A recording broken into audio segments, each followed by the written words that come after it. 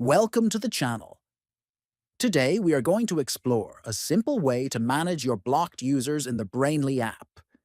Whether you want to see who you've blocked or decide to unblock someone, this tutorial will guide you through the process clearly and quickly. First, open the Brainly app on your phone.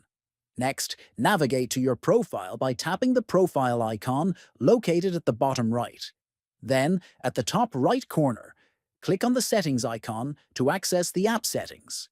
In the Settings menu, you will find the Blocked Users option. Click on it to see the full list of users you have blocked. After that, review the list carefully. If you want to unblock any user, simply click on the ear X icon next to their name. The user will be immediately unblocked, allowing you to interact with them again on Brainly.